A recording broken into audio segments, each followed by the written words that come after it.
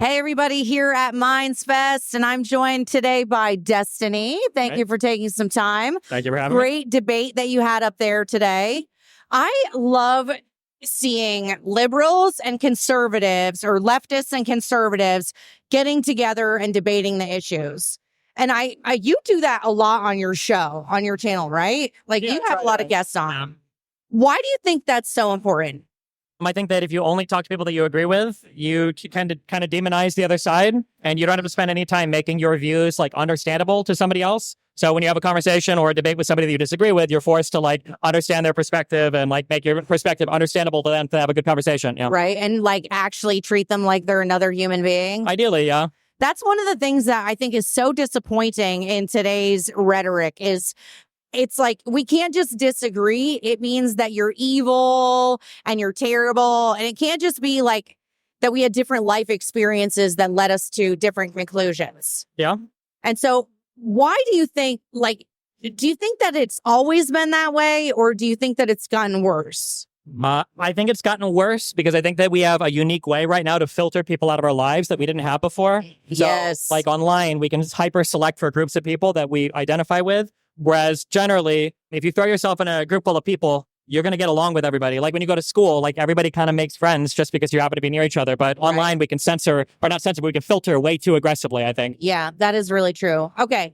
Now, one of the things that I've always found really fascinating, particularly about like YouTube and the online community, is a lot of times it feels like followers or fans are like really invested in you as a creator, or, you know, whomever, fill in the blank.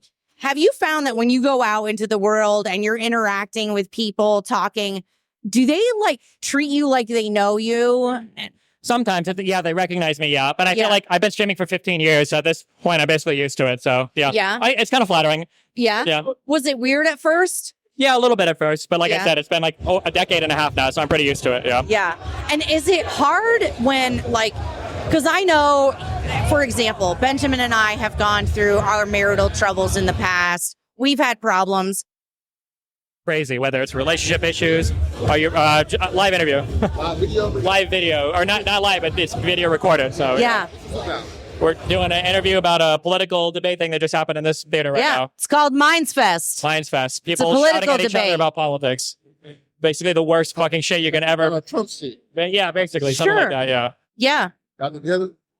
No. They're together. I'm being interviewed. That's my husband. You're being interviewed. Yeah.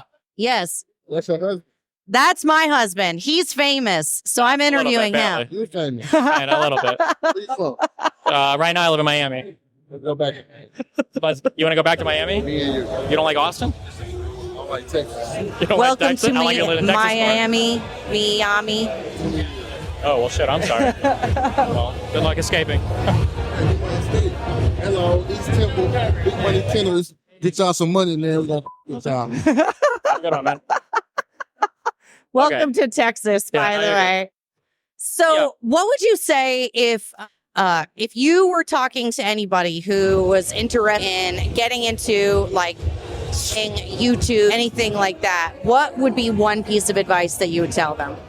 The most important thing for starting, I think, any type of like business thing, period, is you have to find something that you're like really passionate about, you really enjoy, and then you have to make sure that people want that particular thing or find a way to market that particular thing. In business, it's a bit easier because you can go more broad, but in entertainment, it's pretty specific. Yeah. Like you have to have an affinity for, you know, I don't want to say being funny, but like having presence on camera, and like, being entertaining. And, I should be able to ask somebody that's trying to be like a blossoming content creator, like, oh, why should somebody watch you over anybody else? Yeah. And if they're like, well, I don't know. And it's like, okay, well, I mean, that's what everybody's going to think when they watch your channel. So have something that makes you stick out that people really want to watch you for. Well, and I love that you're talking about business, because I think a lot of times people see what you do and they think that you're just out there being like, hey, I'm making videos and here I am. And it's not like that. You have to understand how the business work, how the social media platforms work, how to interact with those things, what is going to go viral and things like that.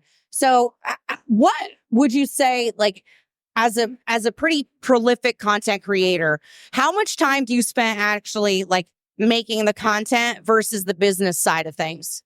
It really depends on the day and what's going on. So like today was a really light content day. Technically, I only filmed for an hour. I know I'm talking to fans and doing interviews, but like I probably work like 14 to 16 hours a day because I'm streaming for 8 hours a day. And then I'm researching, reading emails, setting up interviews, setting up flights, setting up whatever podcast. It's like a ton of stuff, but I love what I do for work. So it doesn't really feel like work, right? Well, so exactly. But that's the key, isn't it? So it's not, if you're really, really lucky, it's the key. Yeah. This isn't like casual. You can't just be like, oh, I'm going to do some stuff.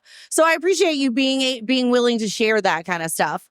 And now what would you say of all of the things, of all of the crazy topics in the news today, whether it's immigration or the election, I don't know, whatever.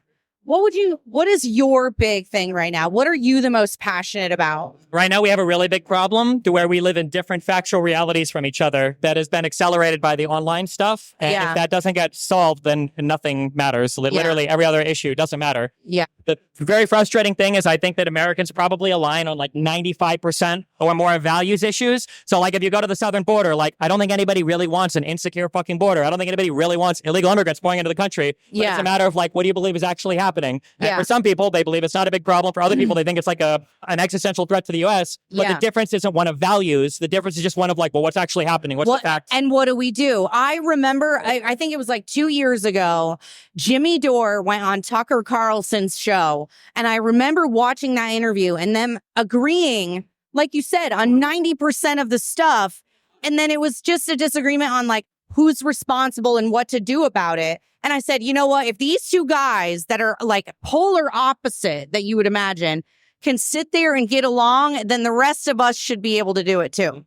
If you can find those factual agreements, but I mean, that's where the hard work is. Like, we're all humans. We all share roughly the same values. Nobody's really that special when it comes to value stuff. You can take the most fucking Sharia law Muslim, the most crazy person in whatever Asia, the craziest person in Europe, Africa, South America, and put them all together. And roughly, we all kind of want to have families and be able to work and like educate our children. Be left alone, kind of like make it and get by. But the hard part is like coming together on those factual grounds on even something as seemingly simple as, was our last election secure? Or what does a vaccination do? Or is COVID from a bioweapons lab or from a flea market or from a whatever? Like having disagreements factually in every single arena means the value sharing really doesn't matter. Yeah. Well, and when they shut those opportunities to talk about that stuff down, I think that's what makes it worse, because then the conspiracy theories start to take on even more life and even more energy because, well, how dare you talk about it? And if they say no, then it must be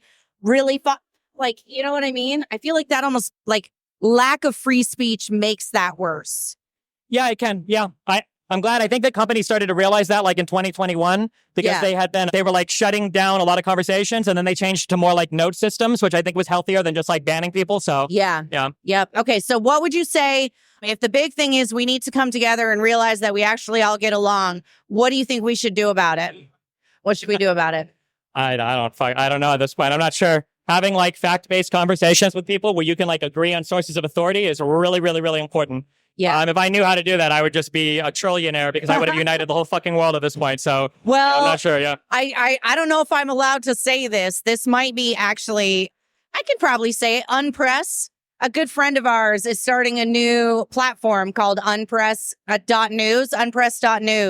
And it's a free speech platform, and it's meant to be more journalist based, like legitimate content from people who are trusted sources. So might be worth checking out. Well, yeah, definitely check it out. Well. Yeah. All right, guys. This has been Erica with Generally Irritable at MindsFest. Destiny, thank you for taking some time to talk to us. I will see you guys soon. Thanks for having me. Yep.